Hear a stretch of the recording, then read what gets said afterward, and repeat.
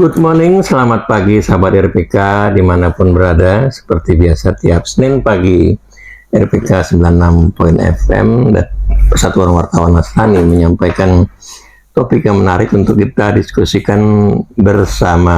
Oke, tadi udah sampai mana ya masalah perundungan ini? Ya, saya bersyukur bahwa ada banyak informasi menarik yang ada sebetulnya di sekolah negeri yang dikatakan Pak Dendi tadi.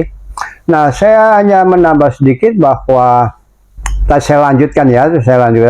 Saya ungkapkan tadi kalau anak bertumbuh dan berkembang dalam keluarga yang tidak berfungsi atau lingkungan keluarga yang tidak sehat, seperti penuh konflik, kekerasan ataupun kurang dukungan emosional, maka dapat merusak ketahanan mental anak itu, sehingga mereka merasa tidak berharga, rendah diri di rumah, kemudian gagal mendapatkan rasa aman. Kita lihat bahwa lebih fokus ke beberapa kasus perundungan yang ada di Indragiri, Subang, Sukabumi, Semarang, Pasar, dan banyak tempat yang lain. Itu semuanya sudah jadi sakit, sudah jadi korban, baru mereka bercerita kepada orang tua apa yang terjadi.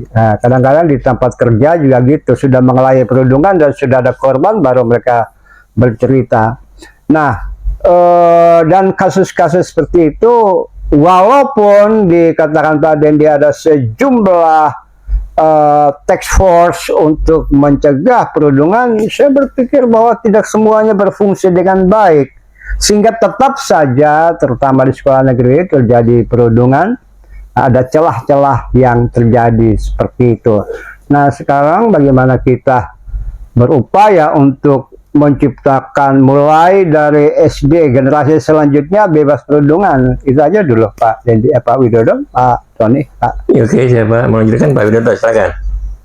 Ya, memang betul bahwa perundungan bisa terjadi kapan saja, di mana saja, yang mana segala faktor penyebabnya banyak, baik itu orang tersebut, ada lingkungan yang mendukung, dan bibit terjadi satu perundungan. Kembali lagi sikap dari karakter orang-orang. Kita sudah mengalami belajar di sekolah ya, di kuliah maupun di tempat pendidikan. Memang kalau kita lihat di sana ada beberapa hal-hal yang memicu suatu perundungan. Di antara mereka sok kuasa, sok punya hal-hal yang dikatakan dahsyat, punya keuangan, sehingga punya kelompok-kelompok tersendiri, sehingga terjadilah yang miskin ditekan, yang ada cacat ditekan, yang merasa normal merasa hal yang terbaik, itu yang terjadi sehingga membuat orang menjadi sakit hati. Perbedaan latar belakang ekonomi dan strata membuat yang lain begitu ya. Betul. Jadi hal ini yang terjadi, satu hal yang membuat suatu benih terjadi perundungan. Dan ini tanggung jawab siapa? Ini adalah tanggung jawab kita semua. Sejauh mana sih guru sama peserta didik untuk terjadi kebersamaan, membuat team building, sehingga terjadi interaksi sosial. Ada satu pembelajaran bagus sekali, pengalaman kehidupan anak saya. Ya, pada waktu itu anak saya membawa jagung, membawa singkong untuk makan bersama-sama. Kenapa, nak? Saya tanya, kok bawa singkong jagung? Enggak, tapi saya diajak bu guru untuk ajak makan sama-sama, bahwa inilah karbohidrat kita makan di sana, tidak hanya nasi saja, ada yang makan singkong, ada jagung. Nah, dan di sisi lain mereka berinteraksi antara satu dengan yang lain. Ini sesuatu hal yang perlu dicontoh. Itu yang terjadi di oleh. Ya, ini tolong perbesar tulisannya, pertanyaan dari si Mora, ya. Mbak. Saya baca ya Pak. Ya, bacain, silakan bacain. Dari Ibu Mora, terima kasih, ini pertanyaannya bagus sekali. Pertanyaannya adalah, apakah ada yang menginvestasi siswa SMA 72 itu terpapar jaringan teroris atau semacamnya? Saya jawab dulu ya. Ya, Iya. Oh, ini Mas Mora ini atau Mas Mora ini nama hasil dari laporan terutama Densus 88 2-3 hari yang lalu secara tegas mengatakan ini adalah peristiwa tunggal ya, peristiwa tunggal yang kemudian tidak terikat dengan terorisme apapun ya, dengan bentuk terorisme apapun ya.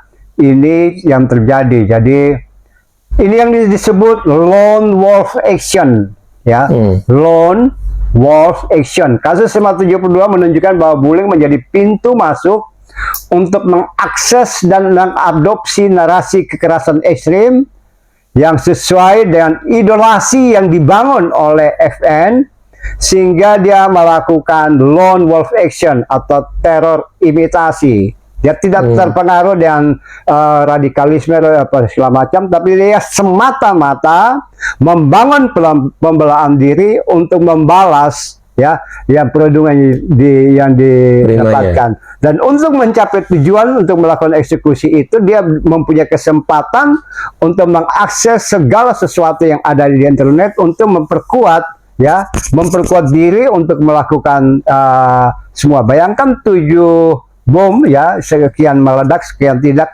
Ini berarti dia betul-betul bukan sekedar untuk membalas 1-2 orang yang membuli dia di sekolah, tapi secara keseluruhan ya. Kalau bayangkan 7 bom itu meledak, maka sekolah itu runtuh. Berarti ya dia ingin membalas perundungan yang dia dapatkan.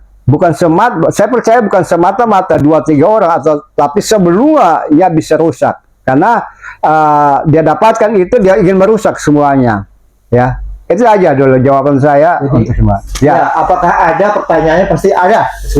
Ada, tapi hasilnya adalah bahwa tidak ada hubungan. Ini disebut lone wolf action dalam kasus SMA 72 ya. Walaupun harus ditandatangani juga Pak, apakah ada orang anak yang tiba-tiba ingin bunuh diri kan begitu ya. Kan ya seberani itu. Ini yang harus dipertanyakan di SMA 72 ini, kok sampai sedemikian. Tadi kan sudah ada Mas Dendi mengatakan sudah ada satgasnya malah. Iya. Ya ini nggak berfungsi berarti kan? Iya. Anak ini nggak mungkin sebulan 2 bulan belajar bom. Iya. Lama itu. Lama ya. Iya.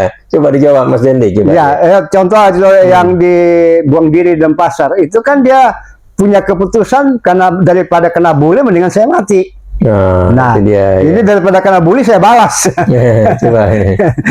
Ya, saya menduga sebenarnya ini sudah terdeteksi sama guru. Ya, saya menduga positif menduga positif. Ini sudah terdeteksi sama guru. Jadi artinya sebenarnya kondisi ini sebenarnya sudah diketahui sama guru terhadap si anak. Tapi memang ada problematika. Anak ini kan kelas 12, nih kita bicara FN ya. Iya. 72 ya Bang ya. Iya. Kelas 12. Tapi ternyata korbannya kan kelas 10 banyak. Kelas 10. Jadi bukan kelas 10, teman-temannya nggak diapa-apain. Persoalannya kan ada pertanyaan, bullyingnya di mana? Iya. Aspek bullying itu ada 2 yang saya tahu ya. Pertama, dia tuh di dalam tekanan oleh orang yang lebih kuat. Kelompok yang lebih besar. Atau geng yang biasanya sekolah-sekolah tuh ada geng.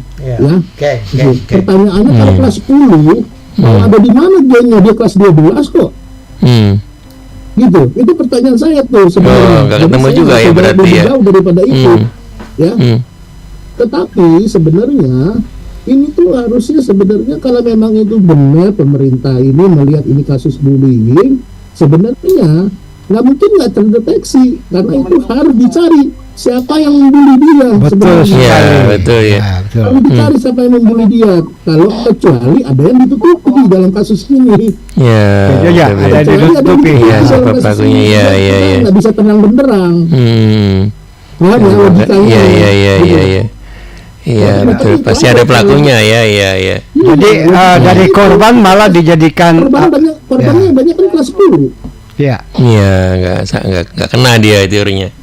Ya, Pak, baik. Jadi fokus penelitian bukan melulu kepada yang melakukan peledakan, tapi justru mengapa ia melakukan peledakan. Jadi ya, kalau kita sudah ketemu korban bully, nah siapa yang membuli ini harus diteliti dengan baik. Investigasi siapapun yang membuli, mulai dari struktur tertinggi di sekolah sampai tukang kebun pun harus diselidiki. Ya, baik. Gitu. Menarik sekali ya. Nanti kita teruskan setelah kita dengarkan pesan dari studio. Silakan Sarah.